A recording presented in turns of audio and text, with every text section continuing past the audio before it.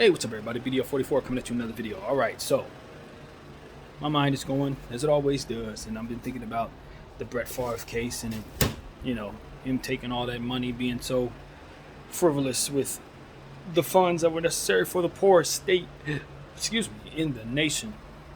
Funds that were allocated for the poorest people in that state were taken. He and his fellow guys, whoever they were, people who were involved in that, sent text messages back and forth. We talked about that to a degree. I think more emphasis needs to be placed on the system for which that could be possible, which is something that we talked about this morning. Why would that even be the case? He shouldn't even be able to do that, let alone be corruptible. It's like, yes, he put himself in a position to do that, but why was it possible in the first place? There's two things to look at there. But the thing that came to mind for me is something I haven't heard anyone else say but myself.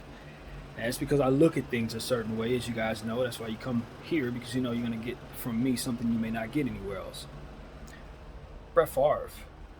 What I think I'm seeing in that, as I gather more information about what it is he was trying to do, one thing that I'm looking at and I'm saying is he did not cover himself in any way. He didn't protect himself in any way. Essentially, it was a Hail Mary, just like on the football field. Toss it up there, and either it comes down as a catch or it comes down as an interception. But he threw it up there. Good luck.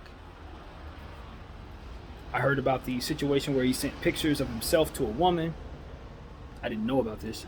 That story got past me. It seems like a lot of his stories got past me. They ain't really promoting anything when it comes to him. But, okay, that's now something I'm reading and I'm looking. I'm saying, okay, he didn't protect himself there at all. Sent them pictures to that person. No protection of self. It can either go right or go wrong. Okay.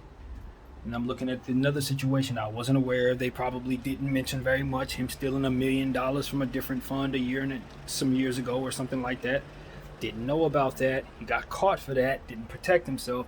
This is a very sloppy criminal, this Brett Farve. Very sloppy. Everything he does wrong, you can see that he's doing it. It's like he's like one of them rappers that snitch on themselves with the camera in their face. I got the guns. I got the murders. I did it all. Like, he's like the NFL version of that. So as I look at him just completely leave himself out here, I say to myself, now one thing that I always look at is zombie-like behavior. Now what does that mean what do I mean by that? That means that they have no regard for themselves and no regard for what happens to others. They just moving off urges and whatever it is they want. Whatever it is, they moving. If they feel a certain way, that zombie-like behavior is going to always show up. And what is that zombie-like behavior attached to in my mind? What am I talking about? CTE. That's what BDF 44 is talking about. I'm talking about CTE. In every single solitary case of CTE that I've paid attention to, the one consistency is that thing that I just summed up so very simply as zombie-like behavior. It does not mean that they're running around like this. They could be as articulate as I am, but the one thing they're going to do is leave themselves completely vulnerable. Whatever weirdo thing they're doing, it's going to leave them vulnerable. Aaron Hernandez, one of the worst CTE cases I've ever seen. What was he doing out there? Leaving himself completely vulnerable. Doing all kinds of stuff that made him easy to catch. He wasn't protecting himself at all. Other CTE cases, one consistency. Suicide. Is there a better definition of not protecting oneself? It's a consistency in every case I've seen. And when I see the behavior, the two things that parallel is the fact that they play for the NFL and they're doing something that I would describe as zombie-like behavior. And I've seen it in other situations that have not been talked about as CTE cases, but I'm telling you, that guy got CTE, that guy got CTE, that guy got CTE, and the sad thing about CTE is we will never know it until it's too late, because obviously they can't figure it out until after they've done what's necessary after post-mortem. But what I'm telling you is, I see patterns. This brain sees patterns, and the pattern is zombie-like behavior. Maybe they're perfectly fine and clear, but their decision making is off. Decision making completely left. Damn near delusional in nature. Pay attention. Now, apply that to every single situation you've seen an NFL guy be bizarre. Whether it ended in some type of violent situation, or a situation that was illegal, or a situation that had a combination of both, or a situation that ended with him ultimately taking his own life. All of these situations all add up. Situations where mysterious death, how the hell did that happen? That didn't make any sense. It didn't make any sense. It's a lot of them. When I say it's a lot of them, all of the situations, name all of the NFL players that you can think of in all the situations. What did they all seem like they all left themselves open to be vulnerable? Car situations, situations involving domestic violence situations, situations involving embezzling money.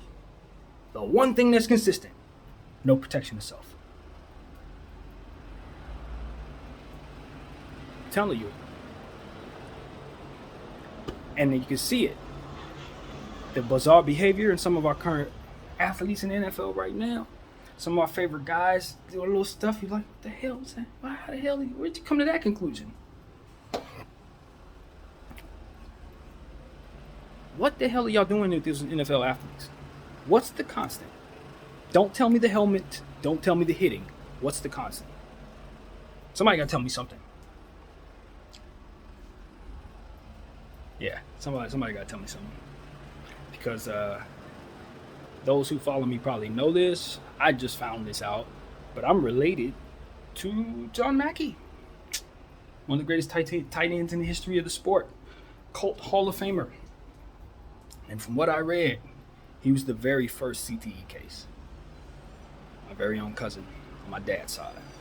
So I want to know what the hell is up with CTE on a personal level. I very much do. I want to know what happened to my cousin. I want to know what happened to all these other athletes. And I want to know before they die what's going on with them. So I can stop looking at their behavior and saying, well, he's just logic. There ain't no logic when somebody's sick. Ain't no logic needs to come into play, and we don't need to misdiagnose what it is that we're seeing when we see people who have CTE symptoms. We need to be able to identify the zombie-like behavior in all of them. And it's there. It is there. And for those who are wondering, how would I identify? I'm a little off myself for those who are wondering. That's why I think it takes one to catch one in a way.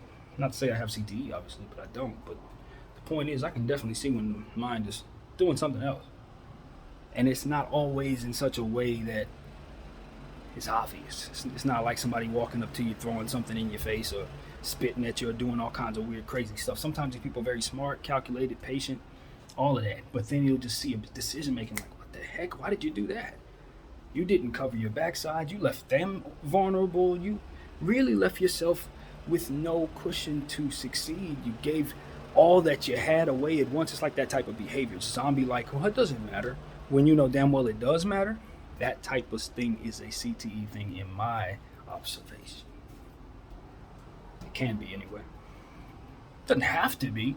None of this has to be. This is just me talking anyway, but this is what my brain does. This is what it does. It looks for different similarities and it puts them together where others may not be. And I'm telling you, zombie-like behavior and CTE are a consistency. Just like finding CTE in NFL players are a consistency. The NFL may not want you to believe this, but at this point it's obvious. It's more than obvious. So that's what I gotta say, man. I'm not gonna shut up about this. I never will. I'm not gonna shut up about this. My name is BDL44. Thank you all for watching.